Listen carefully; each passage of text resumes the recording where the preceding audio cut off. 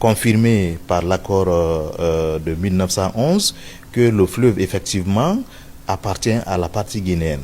Ça, c'est au regard de l'article 1er de l'accord de 1907. Donc, le fleuve en soi ne peut pas constituer la limite, d'autant plus que l'accord de 1907 prévoit effectivement que le fleuve appartient à la Guinée. Il va falloir creuser davantage les accords pour savoir effectivement où se situe la limite, mais ce qui est clair déjà dans la convention franco-libérienne de 1907, à son article 1er, dit que le fleuve appartient à la Guinée.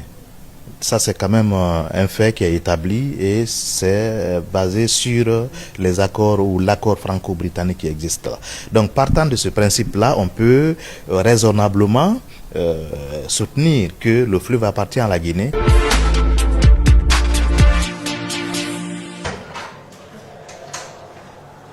Bonjour madame. Bonjour, vous allez bien? Ça va, merci vous-même. Oui, ça va. Bienvenue. Merci.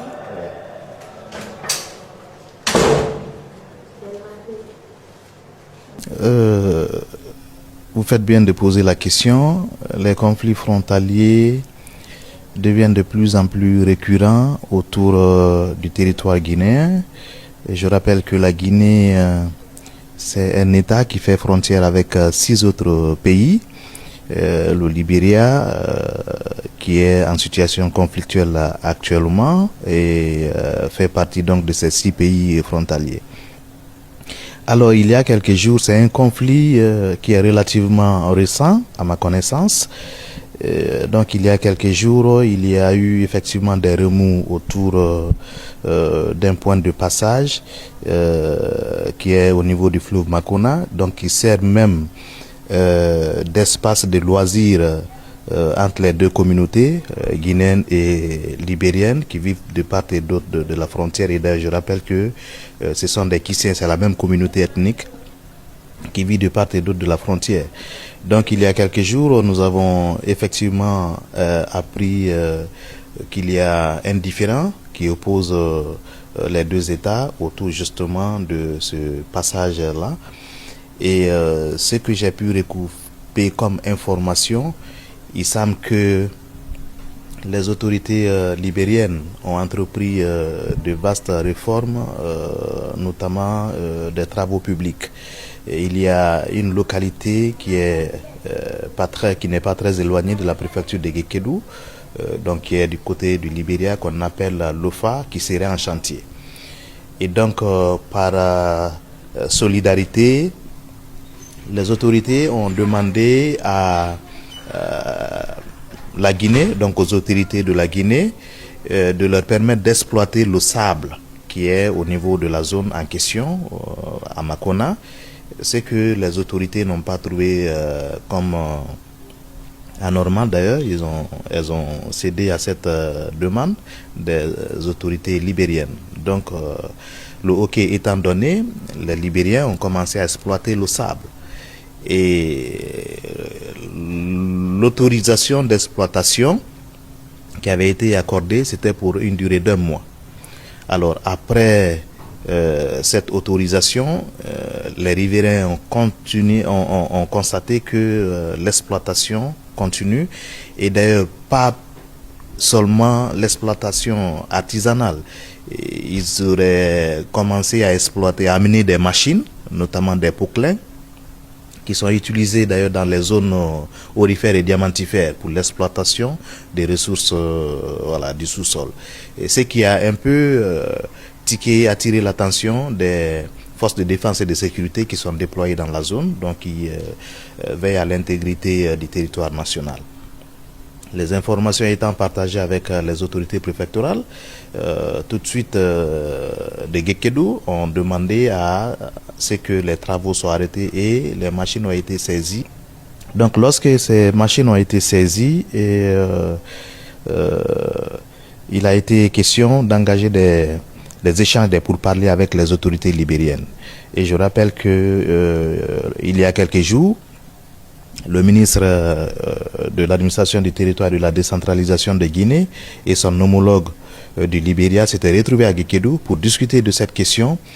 Il y a eu un compromis Mais souvent, vous savez que dans des situations pareilles, souvent il y a parfois des esprits qui se surchauffent rapidement par esprit de nationalisme, et donc ça fait que le drapeau qui était là, le drapeau guinéen qui était là a été enlevé par les jeunes libériens en présence des militaires guinéens qui ont été très sages, qui ont gardé donc leur tempérament et qui n'ont pas réagi violemment.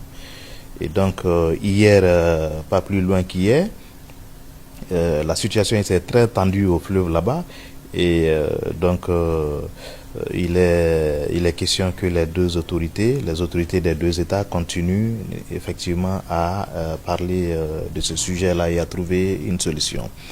Alors pour la question spécifique par rapport au fleuve, bon, à ma connaissance, en tout cas, le principe qui est le plus connu en matière du droit international des frontières, c'est le principe du Thalweg, la théorie du Thalweg, qui voudrait que lorsque un fleuve sert de frontière entre deux États, que ce soit le milieu du fleuve qui sert de limite entre les deux États.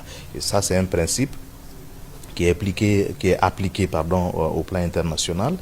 Et donc, mais pour le cas spécifique du fleuve Makona, lorsqu'on regarde les conventions, parce que au moment où les limites là étaient en train d'être tracées, la Guinée n'était pas encore indépendante. Le Libéria, bien sûr, était déjà indépendant. En 1826, ils ont acquis leur indépendance. La Guinée ne l'a acquise qu'à partir de 1958. Donc, vous voyez déjà que ça fait beaucoup d'écart.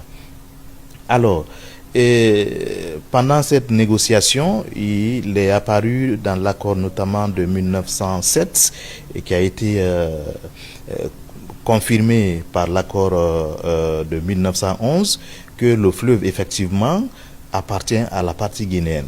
Ça, c'est au regard de l'article 1er de l'accord de 1907. Donc, le fleuve en soi ne peut pas constituer la limite, d'autant plus que l'accord de 1907 prévoit effectivement que le fleuve appartient à la Guinée. Il va falloir creuser davantage les accords pour savoir effectivement où se situe la limite, mais ce qui est clair déjà dans la convention franco-libérienne de 1907, à son article 1er, dit que le fleuve appartient à la Guinée. Ça, c'est quand même un fait qui est établi et c'est basé sur les accords ou l'accord franco-britannique qui existe là. Donc, partant de ce principe-là, on peut raisonnablement soutenir que le fleuve appartient à la Guinée. Et maintenant, c'est de savoir est-ce que après le fleuve, il y a un autre territoire qui appartiendrait à la Guinée. Est-ce qu'il existe des bornes au-delà du fleuve? Donc, ce sont des questions à affouiller de près au niveau des autorités et puis à travers les commissions techniques pour se rendre compte effectivement que, au-delà du fait que le fleuve appartient à la Guinée, la limite entre les deux États pourrait se situer à tel nombre de mètres. Parce que vous vous rappelez tout à l'heure un principe que lorsque un fleuve tire sa source d'un pays, et donc le fleuve est réputé être la propriété de ce pays. Bon, c'est pas un principe que moi je connais en tant que tel. Le principe que je connais, c'est celui du Thalweg que je viens de rappeler. Mais pour le cas spécifique, il y a un accord qui dit que le fleuve appartient à la Guinée. Donc, il n'y a pas de raison de douter de la propriété de ce fleuve-là à la Guinée. Le Libéria reconnaît que le fleuve appartient à la Guinée. Je suis persuadé que les Libériens ont pris connaissance de cet accord franco-libérien qui existe de 1907, comme je le disais, réaffirmé en 1911. Et donc, s'ils reconnaissent la propriété de la Guinée sur ce fleuve, c'est justement au regard de ce texte-là, de cet accord-là. Maintenant, le fait d'avoir enlevé le drapeau guinéen, bon, ça, ce sont des questions qui relèvent des autorités et je ne pourrais pas répondre, mais ce qui est évident, c'est que lorsque on doit enlever le drapeau appartenant à un pays qui l'a hissé là, il faut que ce soit pour de bonnes raisons et je ne vois pas la bonne raison qui pourrait amener les Libériens à faire descendre le drapeau guinéen, d'autant plus que c'est un drapeau qui était là déjà. Mais aussi, il y a un élément qu'il faut intégrer, c'est que ce sont des agissements souvent qui n'émanent pas forcément de la volonté des autorités au plus haut niveau. Ça peut être des agissements des jeunes surchauffés parfois, qui ont des esprits surchauffés et qui se permettent certains agissements, certains comportements, mais cela peut ne pas forcément être la volonté des deux États. Donc, je ne peux pas, en l'occurrence, dire que si le drapeau guinéen a été enlevé, c'est une instruction qui serait venue des autorités libériennes. Je ne saurais le dire et je ne pourrais le dire.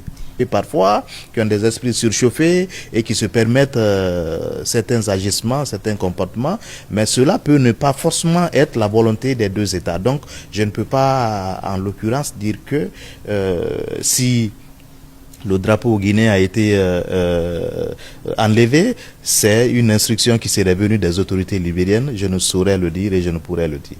Il y a deux mécanismes de résolution, mais le principal relève de l'autorité publique, donc des États.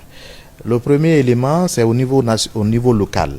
Donc, les communautés frontalières sont en train de plus en plus de développer des mécanismes alternatifs de résolution des conflits. Lorsqu'on prend le cas de la Guinée, de la Sierra Leone, il existe dans le cadre de la Manoriva Union une entente entre les communautés des trois pays, les Kissi de Guinée, du Libéria et de Sierra Leone, qui ont mis en place un mécanisme de résolution endogène des conflits.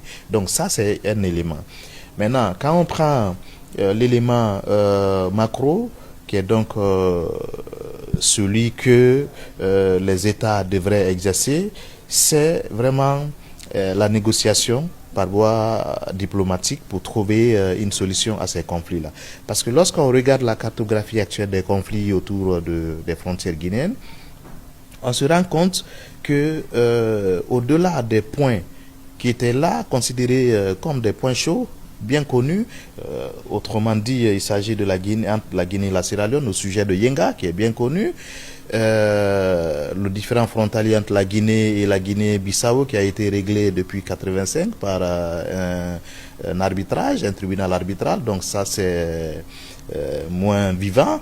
Et il y a les conflits qui sont récurrents entre la Guinée et le Mali, autour de l'exploitation des ressources minières transfrontalières dans Mandiana, Sigiri, où régulièrement il y a des affrontements à coups de machettes et même parfois avec des fusils, voyez-vous. Et donc, pour régler de manière pérenne ce genre de conflit, il faut véritablement que les États s'impliquent. À travers quoi? Parce que la raison qui est souvent invoquée, c'est le fait que les frontières ne sont pas démarquées. On ne connaît pas les limites sur le terrain. Mais si les États s'accordent à mettre en place des mécanismes d'abord de négociation et puis qui vont aboutir à la démarcation de ces frontières-là, dès que les citoyens, les populations vont voir que là, il y a une borne, donc à partir de cette borne-là, on est sur le territoire étranger, je crois que ça va réduire les tensions et ça va amener les gens à rester dans le cadre sur leur territoire national.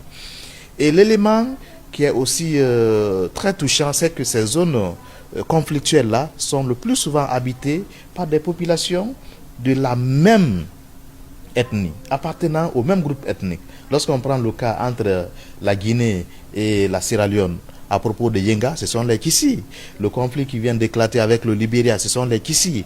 Quand on prend aussi un des conflits les plus, en tout cas, récents, qui n'était pas très connu par le passé, à Farana, entre Farana et Falaba, du côté toujours de la Sierra Leone, ce sont les mêmes communautés de langues et peut-être de cultures qui sont de part et d'autre de la frontière. Prenez le cas avec le Mali, à Mandiana. D'ailleurs, ce sont généralement des Diakités qui sont de part et d'autre de la frontière qui s'affrontent.